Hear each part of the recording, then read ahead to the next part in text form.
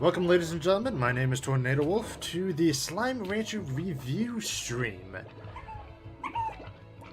Slime Rancher is one of two games that is the free game for the month of March from the Epic Games Store, or just Epic Store, is probably what I'm going to continue calling it. Originally went free earlier this month, and it will be free until March 21st. Outside of that, it is usually about, I think it's going for $20 on Steam. This lovely little indie game was released by Nomomi Park. I believe I'm pronouncing that name correctly. Both developed and produced by them. So this is an entirely indie game based in the Unity engine. Was released fully on Steam back in August of 2012 with a VR version of this game that released actually last year in November, if I remember correctly. So as you probably noticed from the continue, yes, I have gone through the game, gone through all of the story. Haven't so much gone into the post game, but when we get into the game, I'll kind of touch over more of the basic stuff and the tutorial and all of the slimes. You see a bunch of them just bouncing around being so god awfully cute. But in short, what is Slime Rancher? Or really, who is Slime Rancher? Well, you are Slime Rancher. Specifically what was her name? Beatrix Lebel. A very French name, but you are Beatrix, and you have traveled from Earth 1,000 light years to the far, far range to be a slime rancher. And that is basically the start of your adventure. That's all the information that you're given, and then the rest of the story kind of unfolds. You bought a range from a gentleman named Hobson. I'm just gonna call him Hobbs. So you bought the ranch from Hobbs, who had his own little adventure beforehand, sold you the ranch, and then has his own little thing, and you kind of discover his story later on as you progress through the game.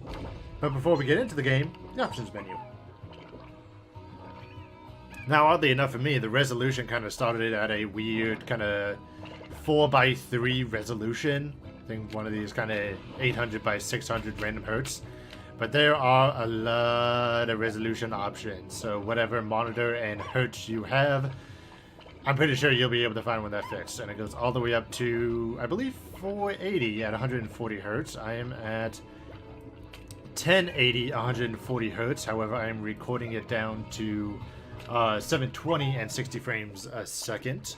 The master graphics quality, I have it as custom to kind of adjust a few things, but there is also lowest, low, default, high, and very high. For the majority of the game, I kind of dump back and forth between default and high for my system, and the custom is kind of in between these two right now. Fiddled a little bit with the lighting and the shadow just to make things easier for me. Field of view as well is a nice slider going from 60 all the way up to 90. I prefer it at 90 just to make it easier on my eyes. Audio, sliders, doesn't have any numbers, so you just kind of have to go off of what you hear. Input, fully rebindable keys. Lovely, lovely, lovely, lovely.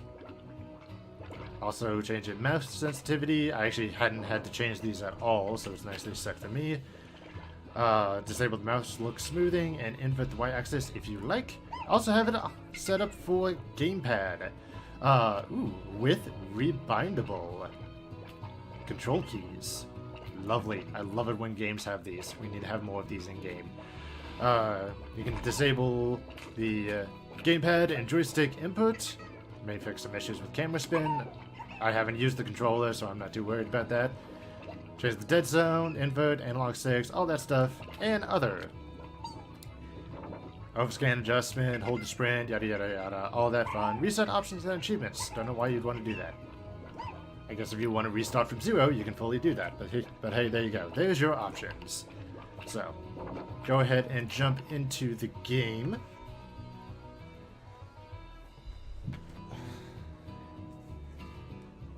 And we will get going. I'll try to keep the review stream and all future review streams to about an hour. Or at least under an hour. Obviously, the larger games I'll have to go into more detail about. So that'll take up even more time. So, welcome to the Far, Far Range.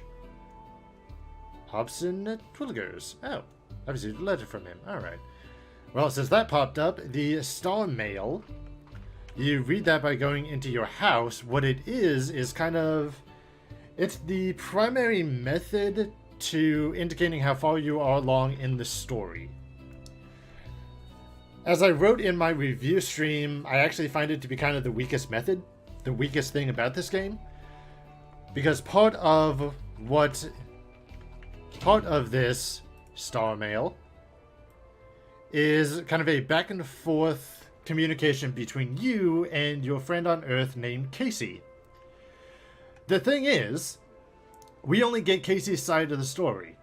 Based on his, I imagine his, they're honestly not specific with the pronouns, is that we only get his side of the story. We imagine that Beatrix does reply back to Casey, but we don't get her half of this communication. So it's kind of hard to get interested in a one-sided conversation. However, Hobbs, the previous individual, he left us a lot of holographic nodes, which are notes that he left for us, and they talk directly to us as the individual, as he met with us before and sold us his ranch, and that's how we all got started. There's a bunch of other stuff in here in the Star Mail, stuff from the 7Z Corporation, which is kind of your slime backing company that handles all the market and basically the business side of the whole game, which you don't really need to worry about. And other NPC characters: Thor West, Victor, Mochi Miles, Ogden, and Bob. Just Bob. I'll kind of get more into those people later. Inside your house, you have the Rewards Club. You can kind of track your progress. They all give you new colors to change your house, the tech around your ranch, and the vacuum gun, which I have as a nice cobalt color. You can go all the way up. I think there's 25 or 30 ranks in total. And as you go higher up those tiers, obviously, the more and more new money, I believe is what this game calls them, new money that it'll cost you. Basically gold. I'm just going to call it gold. And it ultimately caps out at 150,000 gold, and that is for the last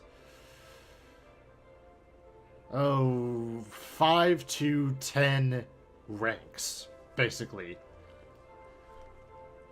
But at that point, money should really not be a problem once you get to that point.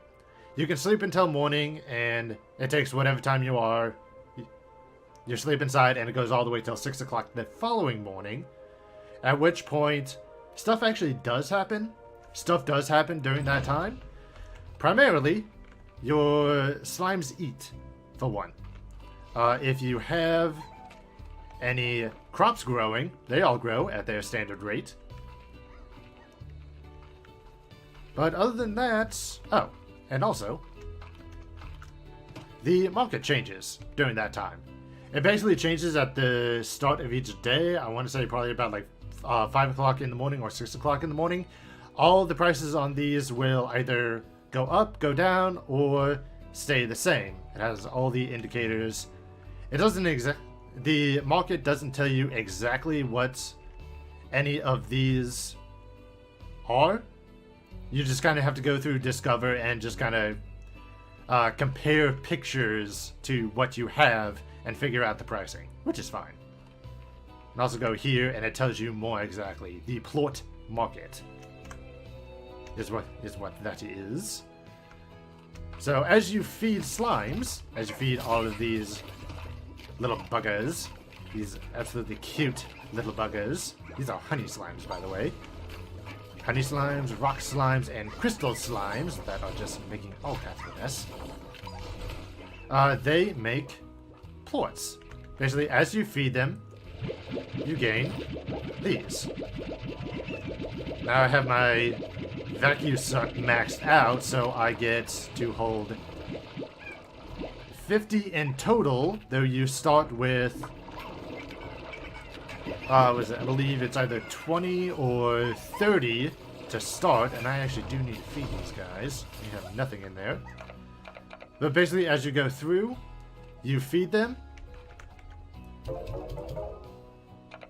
and then you just shoot it all into the market and you get your money back. This is the primary way that you will make money. There are other ways in the game to make money.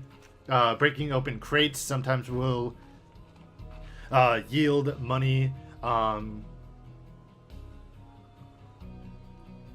And completing a few, I wouldn't say like story objectives, but completing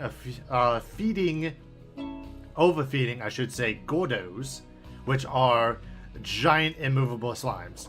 Basically, think those guys, but the size of the doorway. They're huge.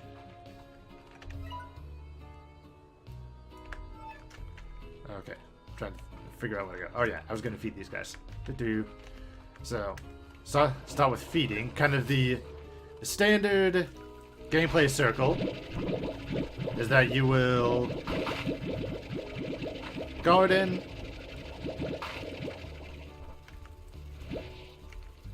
as I say garden, you will get set up with food, basically any type of food. To start off with, you will actually have pink slimes, which have a diet of everything. You can feed them whatever you like, whatever you have available, they will eat. And in return, they will give you pink plorts, which are the cheapest, but the easiest to get. Let's go ahead and suck all these up since I'm thinking about it. If you have any extras, you can shove them into here. This is an auto feeder, as I have updated all these. And I'll go over kind of the upgrade system on these guys later. Just for now, collect them all here. The dietary needs of all of these slimes kind of fall under 4 categories. The pink ones will take everything. However, every other slime will either require veggies, fruit, or meat. Now, fruits and veggies, those can change. Those can be a variety of things. Like these, I have different types of fruits and veggies, as I have different slimes that have a preference to a certain type. And if I feed them their preference, then they will actually give me more plorts, and they will be happier for it. Happy slimes do not break shit. Agitated slimes break shit. You will do well not to try and make angry slimes. Actually, I need to shove them in here. There we go. Oop. This one. Okay.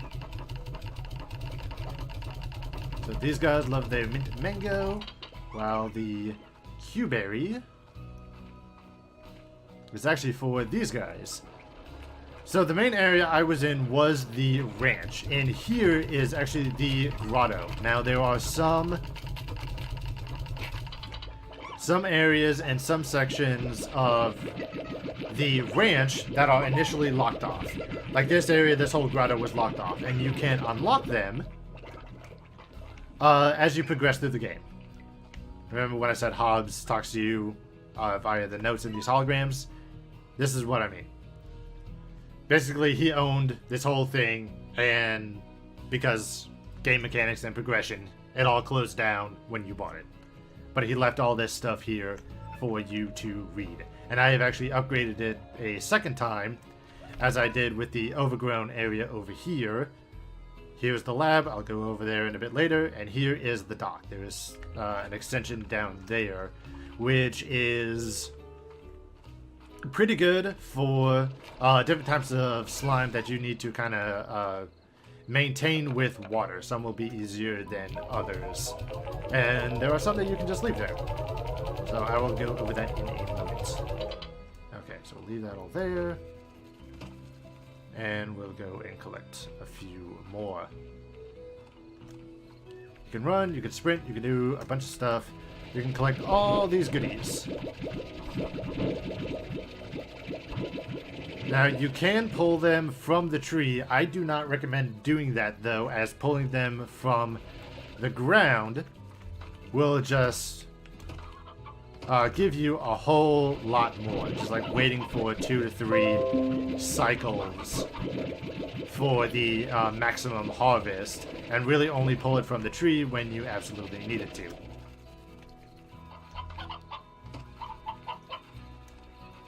Now, harvesting the growing and harvesting the fruits and veggies is actually the easiest way to gain food for your slime.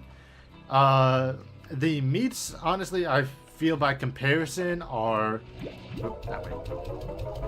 the hardest to do, primarily because the only meat in the game, effectively, are the hens and the roosters. Now, the hens and the roosters, or more accurately, hen and roostro, also the variants of the hen, the stormy hen, the briar hen, and the painted hen, which is somewhere else. After their, once they get past their egg-laying years, they turn into elder and are otherwise useless to you. Yeah, harvesting the meat and trying to grow the chicks and the meat doesn't really work. If you are an active rancher, then they'll be fine for you. You just got to make sure you pull them out daily and shove them into your silos. Yeah, the game doesn't care if you do that, you terrible, terrible person. But by comparison, growing the veggies and the fruit can just happen so much more and so much faster than the hens and the rooster, unless you stay really on top of it and check it every single day. But if you want just kind of a passive influx of fruits and veggies, then you can better do that. Let's see. Since I'm thinking about it, these cages that they are all in, and the things that will house your slimes throughout the ranch, is the ranch plot, specifically the corral. You have the options of a corral, of a garden, which is where your fruits and veggies will be, the coop, which is where you put all of your hens and have them grow, silo for extra storage, a pond, which is really only good for one type of slime, and I will get to that later when I go to the dock, and the incinerator, which is basically a trash can and only works for the fire slimes, which honestly I have not picked up yet. Yeah, and do not confuse the fire slimes with the boomer slimes. That's a very different slime and will cause problems if you do. But we'll go to the corral. Go ahead and get that started. So this is the basic corral. You can shoot your slime into it.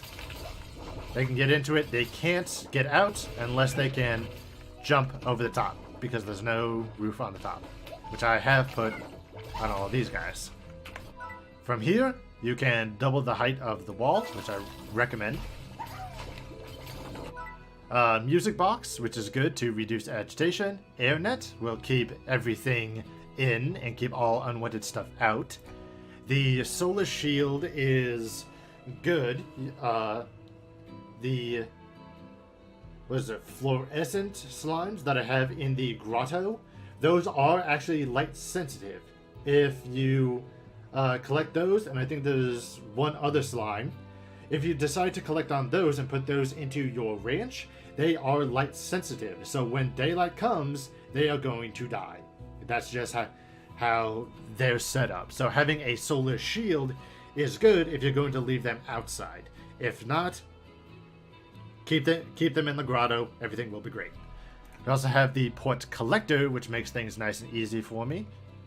And the auto feeders, so that way I don't have to manually feed them. And I'm just going to go ahead and buy this. And actually, you know what? I'll just go ahead and buy all of this. Not worry about the solar shield. So this is all set up for the next batch of slimes that I decided to put in. The auto feeder here actually has 3 different settings: slow, medium, high on how fast you want to feed them. I should probably feed these guys. Let's give them veggies. Let's see, those are all fruit. That's fruit as well. Actually, those were crystal slimes, weren't they? So, the Slimepedia, kind of the in-game wiki. Veggies, odd onion. Alright, so what? The heartbeat is veggie. I completely went up on myself there for a little while. So you do have an in-game Slimepedia, which gives you a little bit of information on how to take care of your slimes. Go ahead and plug this all in here, and just to make them even happier, and because I have a goddamn abundance, I will fill it up all the way just to make sure that they're all happy for the foreseeable future.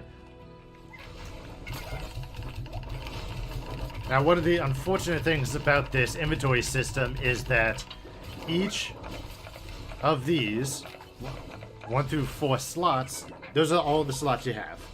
And you cannot double stack. So I can't have... Now I have the mosaic slime in slot 2. I can't have mosaic slimes anywhere else.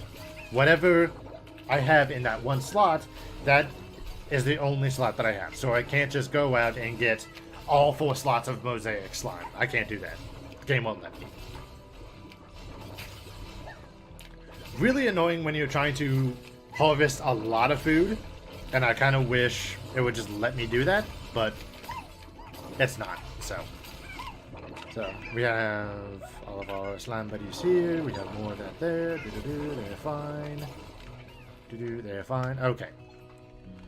So, and let's see, real quick, check the mosaic slime, because I do not believe they need anything special. Silver parsnip, I do need to set up a spot for that, otherwise I'll just feed them veggies.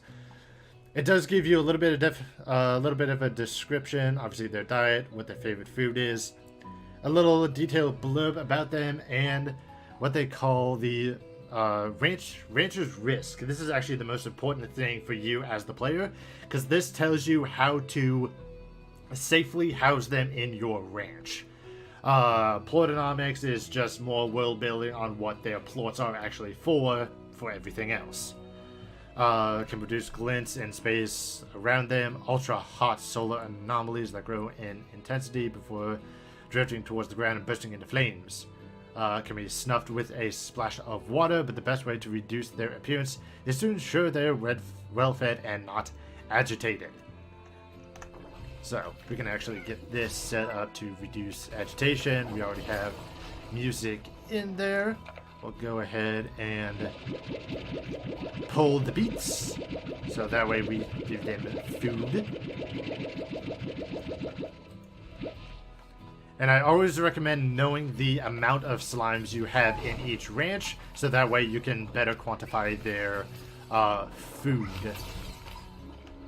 Now, one thing I was kind of worried about is how these guys just are making spikes all over the ground and are slightly agitated and hungry.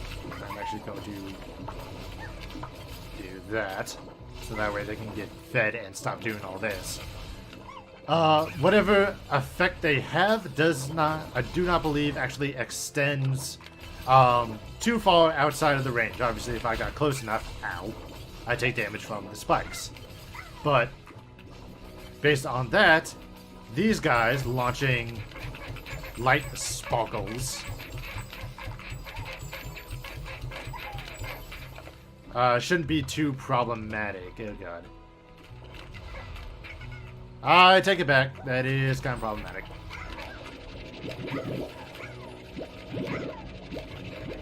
So I may want to actually move them over to dock. Maybe that, or actually do it this way.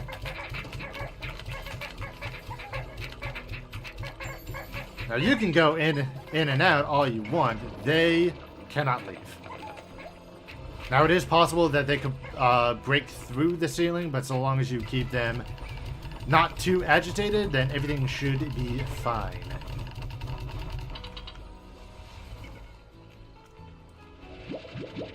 And that is pretty much how it is with all of them, actually. Go ahead and grab a bunch more and shoot some food in there and make them happy, so that way they will not have to worry about things. Okay. And that is the basics of ranching and maintaining your slime. At a certain point, the plort catcher will basically vacuum them all up and actually pull your... funnily enough, it'll actually...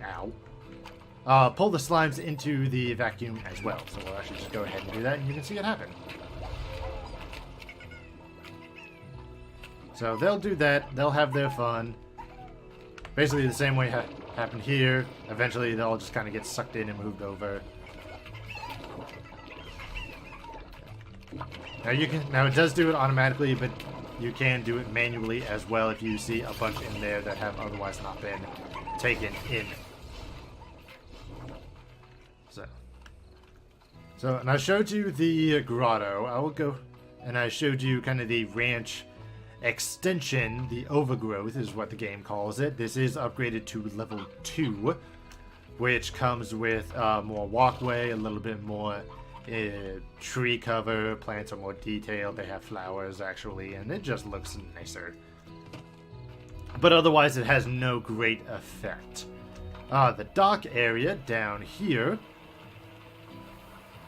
is actually where where I keep the puddle slimes. It's just a good place for them to just kind of be, and they will just idly generate plorts for you. These guys are actually really the easiest to take care of. The only thing about it is that they do not generate plorts as fast as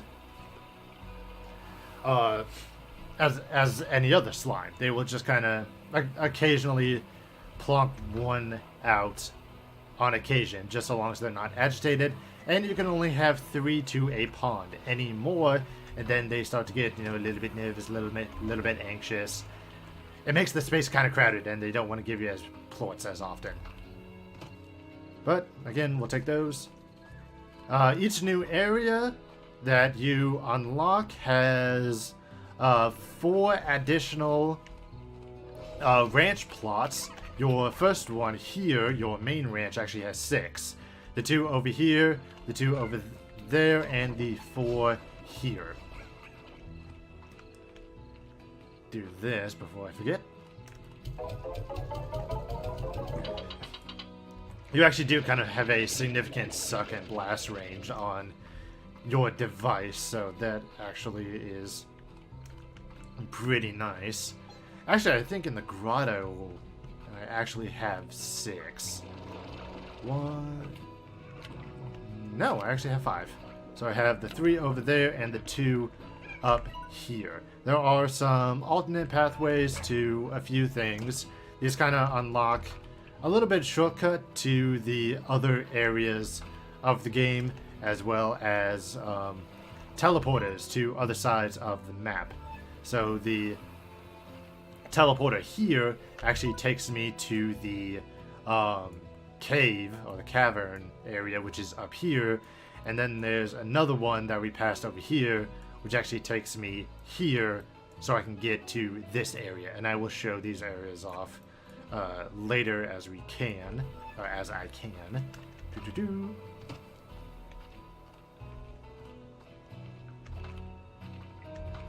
There's also this area, which is actually a shortcut to kind of the, you could call it the end game area. It is the lab, which has 4 more spots and basically opens up the lab area for you to construct blueprints and tools. And these are a bunch of other stuff to help you out. A bunch of accessories, items, toys, and custom teleporters. So you can set up specifically where in the world you want to go.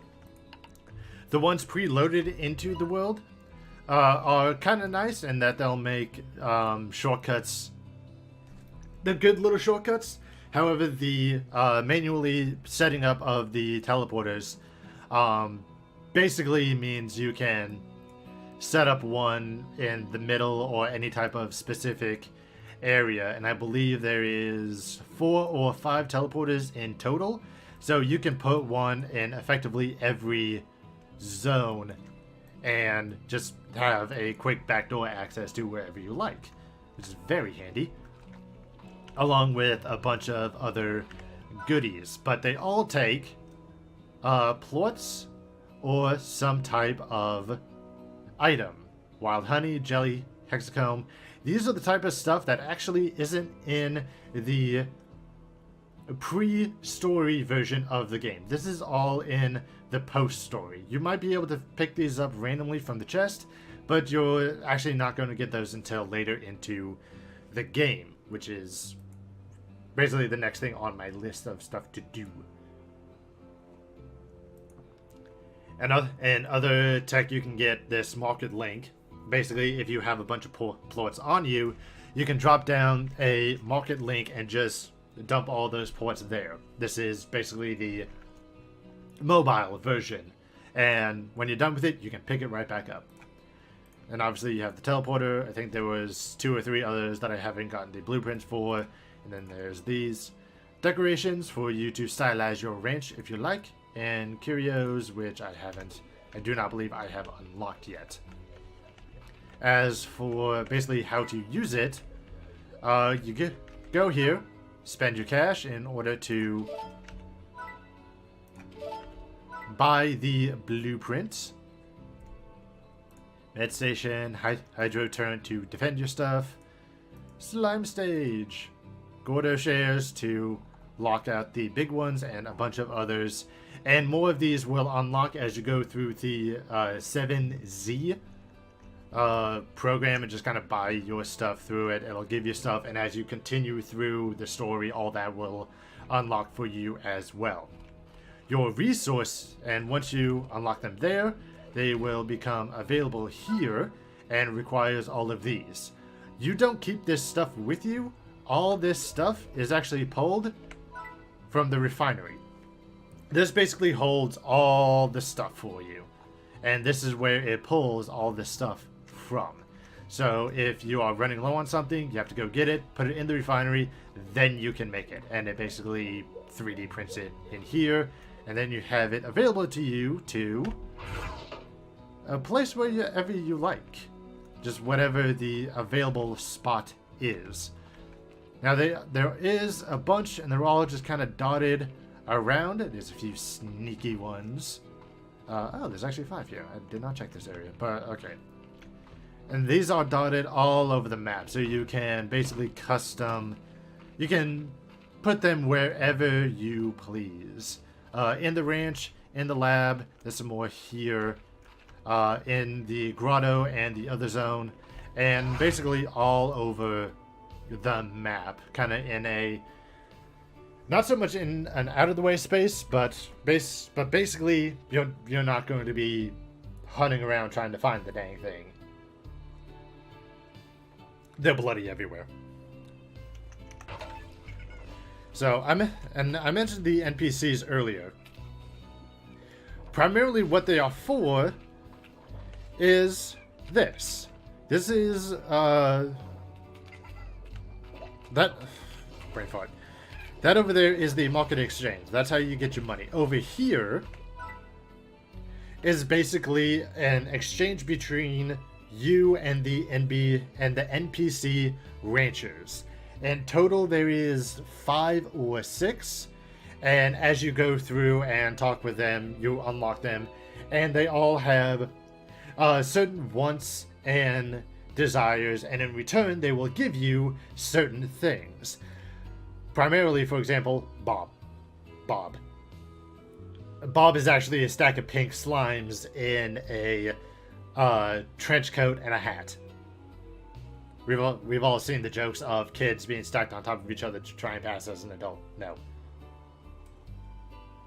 Doesn't work. But that's basically what Bob is. He is actually 3 slimes in a human trench coat that all he wants is heads. And he will give you supplies in return. Ogden, in truth,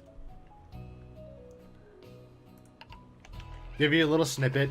You give him fruit, which I actually can, plort, cash, and head. Now, I did this. Now, here's the thing about this. You do have a time limit on how often, and you do have a time limit to get them their selected goodies and get your rewards in exchange. I do kind of have a problem with this, however, because this really only helps in kind of the early game. Later on, kind of midway through my initial play, I just stopped using this. Because I managed to get things so set up and so efficient in my own way. This setup, this whole thing, basically became, redundant. After probably about after about 5 hours. When I did my first major upgrade in that I stopped taking pink slimes and traded them out for the rock slimes because I just could get them all set up faster than literally everyone and everything else. So basically I got more money by making this efficient than doing this. So this became pointless to me. Which is one thing I actually wanted to say in my written review, but I couldn't figure out how to get it in without sounding like a constant stream of negativity and nitpicking. I don't think this is really too much of a nitpicky thing, because it does help you kind of accelerate through the early game, but that's about it. Because after a certain point, this is done. There's no reputation with the NPCs in order to have them give you better stuff, nor is there, there's really no reason to not use it once you get all of this efficient and ready to go. So, now that was all kind of the base game. I did talk about the 7Z program. I talked about the NPC, talked about the range, and kind of the standard game loop for all of that. One of the things I did mention in my written was just how unnecessarily cute everything is. It's it is just way too adorable, cute, and for slimes. Everything is slimy and smiley, and just everything is literally cute. It's even the slimes for their potentially dangerous setup, like you guys. Yeah, talking about you. They're stupidly cute. No, pink slime, yay, so happy, so cute. Rock slime, no. All that. Tabby, just cat. Should probably go over all of the different slimes. Now, there's a few that I haven't picked up yet. I just haven't found them for one reason or another. Pink, rock, tabby, cat slime. Phosphor slime, phosphorus, they're basically lightning bugs, but slime. Red slime, radiation slime. Boom, they basically blow up. The honey slimes, like we have the puddle one, the crystal. The hunters, which are basically raccoon with slime, who love chickens. Quantum slime, which are interesting. Dervish, dust storm slime, plant slime, mosaic slime that I just threw in there. And gold slime. Now, some of these slimes, like the gold, the lucky, and a few others are actually specialty slimes that you cannot put into a ranch. You basically have to use kind of quick thinking in order to get the benefit of these. Like the gold slime, you actually have to hit them with another plort in order to get a gold plort from them. But the moment you hit them, they're going to start running away from you, so you can't actually get like an overabundance of gold plort. The lucky slime, I'm not entirely sure. There's a few others I haven't unlocked yet. There's the Logo slimes, which are actually hybrid slimes. If for whatever reason you catch one of the Logo slimes and decide to ranch them, they actually give you double the plorts, basically. And they will give you the plorts of the primary slime, or the source slime, and the secondary slime that they have adapted. Yeah, for example, this plort slime, or Logo slime really, is a combination of the phosphorus slime and the tabby slime. So in this case, the phosphorus slime is the primary one, so it will take that diet and take that as its favorite food. As it eats that food, it will give you a plort. It will give you two plorts, one for the tabby and one for the phosphorus, their version of the plort. Yeah, they are too big to vacuum, so you just have to kind of manually carry it back. That's kind of the problem, and they do take up a lot of space. Basically, for every one Logo slime, I want to say they'll probably take up anywhere from 4 to 6 spaces of a regular slime, so adjust yourself accordingly. There's also the Gordo slimes, which I talked about earlier, these immobile ones, that if you overfill them, they then burst into a bunch of smaller slimes and give you rewards. The only truly dangerous slimes, aside from all of these, if you don't properly take care of them, are the feral slimes, which are just, in truth, they're just slimes that haven't eaten. If you give them their proper diet food, then they'll stop being feral to you. And then there's the tar, which will attack and eat literally everything, because they're ravenous and they're a pain in the ass. The only way to stop a tar, outside of incinerating it or throwing it into the slime sea, is with fresh water, which is actually an upgrade that you can buy, just big old splashes, from here. Now this is how you upgrade your vacuum pack. So let's see. A single spare slime key, just in case you can't seem to find the last one. Well, I have 3 extra because I took care of all the Gordos. And I've opened pretty much all the doors unless I get into a new area, which I haven't yet. But anyways. So from here, you basically upgrade it. You get your water tank, jetpack, air drive, which is just a more efficient version of the jetpack, the dash boots, which make everything more, which increases your running efficiency when it comes to burning your energy. Pulse wave is just a knockback that is bound to the middle mouse button. Heart module +2, power core all the way up to +3, and tank booster all the way up to +3. So you do have a bunch of options when it comes to defending yourself from the feral slimes.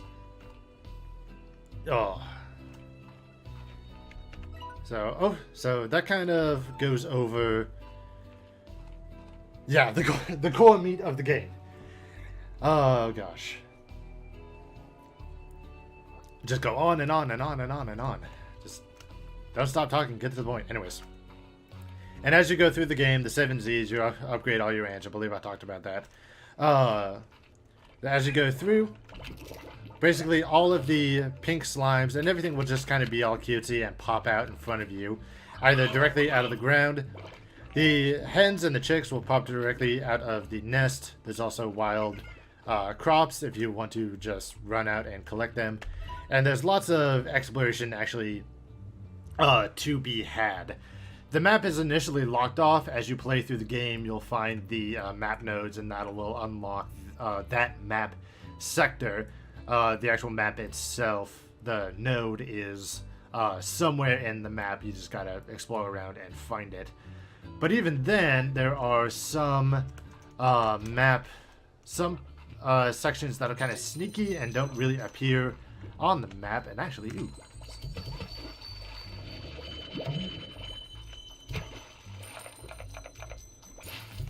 Yeah, I still don't know how to take care of the cat. But yeah, one thing it doesn't really show you is all of the shortcuts. Now, here's the thing. In this game, there's no fall damage. You're on another planet, it's not Earth, fall damage isn't a thing. You actually have some pretty decent jumps too. So exploration is very beneficial for you.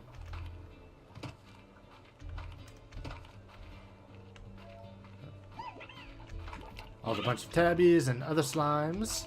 Occasionally throughout the map, if you ever need to refill your water, there are these kind of water springs which you can just suck up water into your system.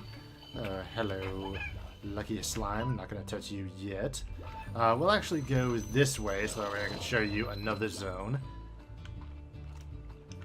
Now, the feral the areas where the feral slimes will spawn, indicated by the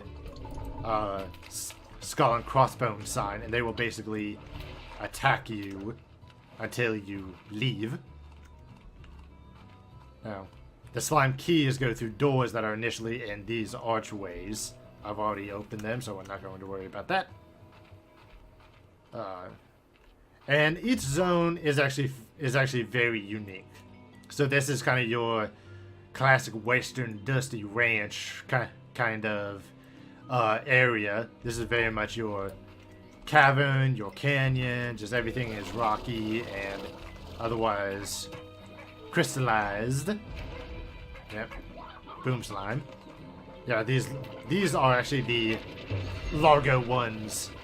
As you, if a smaller one of these eats a plort that is not of its own type, it will become this hybrid version of it.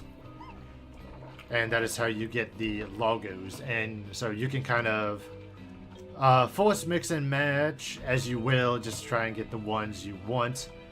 Teleporters placed throughout the map can take you directly back home if you like. These treasure pods. Part of one of the things that you can get in the lab is a tool to actually open these. I haven't unlocked that yet, but there are treasure pods dotted throughout the map and have kind of a various level of difficulty. There's green, blue, and purple that I have noticed. What exactly they give you, I'm not yet sure because I have yet to actually be able to open one. But here we go. And this is just kind of go... ran too far. Just kind of go over the map. And this is basically how... And this is basically just how you get through the game. So, I have a lot of positive things to say about this game. Now, the art style, as I said, is very cute. It's very neat. It's clear. Now, there's always the, little bit of wall things, just one texture going straight into another one. That's just... But honestly, I will forgive it because, one, it's an indie game. I don't expect, high-tier perfection. But for, the first game by a first-time developer and, quite frankly, a first-time publisher, it is actually very beautiful and very well done.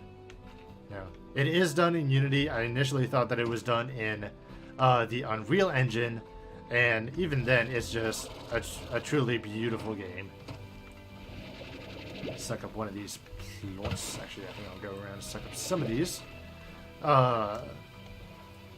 There are some puddles of water that you can actually go into. This area, if you fall into it, you will actually get, quote, knocked out. And you will respawn at home after a 12-hour nap period.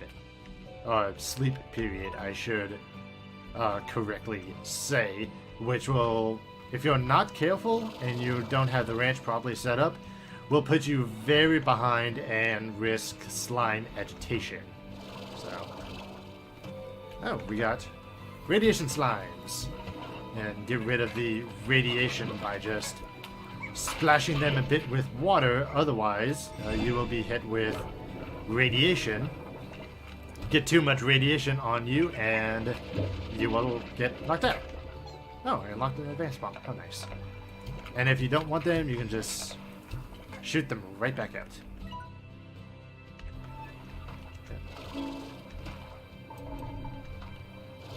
Now, a few places on the map. Oh, good. Go away. Yep. Yep, you blast them into the sea and automatically gets rid of them. So, yeah, a few places on the map have kind of these pre-placed teleporters. If you go to them, they will send you straight back home. So, it's kind of a quick getaway, if you like. If you feel a little overstretched, you have too much stuff, energy is running low, whatever, you can take them and quickly get back home.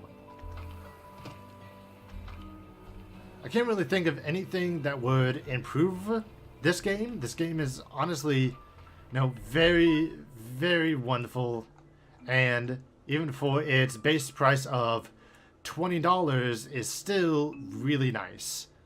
Because you have this whole area to explore and figure out basically two different stories. The player's individual story and the story of Hobbs. And kind of a little back lore of kind of the world and the range that you are in, which you will gain more of when you explore this area. And even more so when you get to this area.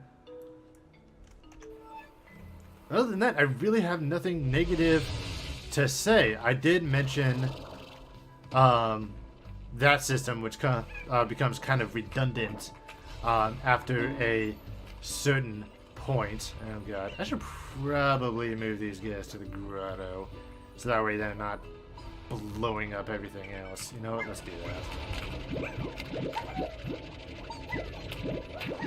Love you little guys, but you're creating too much light and sparkles. Now we'll just go ahead and pull all of their stuff out. And we'll get them set up in another zone. But ultimately, there you are, folks. This is Slime Rancher, available right now on the Epic Games Store and on Steam for $20, and on Xbox and actually on PlayStation 4 as well. So it is all over the place. Ow.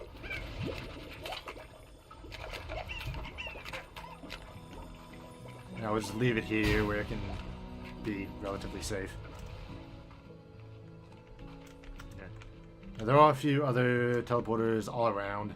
A few zones I haven't gotten to or unlocked. That's the post-story bit that I will get to later on my own time. For today, I think we will call it done for the review. So thank you all very much for watching and joining me on this. Let me double check this star mail. Taking the care of the old ranch. I know I left it in a sorry state. Yada yada yada. I've activated 3 secret vaults that I built years ago to stash a small fortune of mine. I had always planned to use it as I planned on using it as walking around money in the great beyond, but I ain't needing that no more. But you know me, I like a good adventure. I'm not telling you where the vaults are located. Go explore H. Well, thanks a lot, Hobbs. So, go ahead, do the final sleep until morning. So, I haven't had any performance issues with this at all. I know some people have. I know one individual told me he was having performance issues on the Xbox version. That issue might have been cleared up in later patches. I can't say for certain about the PS4 version, but the Epic Games Store version is working fine, and I'm pretty sure the Steam version is working fine as well. If you are feeling, if you are interested and have the VR device for it, you can actually pick up the game for VR as well, Slime Rancher VR. I don't know how much of a difference it is to this game, but it might be worth checking out if you like that kind of stuff. As for me, I have post-game stuff to explore, I have vaults to find, I have a ranch to tend to. Thank you all very much for watching. If you are watching this video on YouTube, please give me a like, subscribe. If you are watching me on stream, either on Twitch or on Mixer, please give me a follow. Wherever you are watching this, please do bump over to my Twitter at tornado_wolf. That is where I post all of my announcements when I have made a blog review, and announce whenever I go live for a stream, a review stream such as this. This one was a little bit different than what I had planned because I've already played the game, and so just went over kind of the basics of the game and how it's played. And ooh, pick that right back up. Shoot you right in there. And so, and I immediately lost my train of thought. Yes, wherever you are following me, please follow me on Twitter as well. That's where I post all of my announcements whenever I have a new video out, stream announcements, and a blog update. I will try to get my website into a more acceptable state. It is going to be on the list of my stuff to do, but I will get to it eventually when I get to it. So thank you all very much for watching, and until next time, good hunting.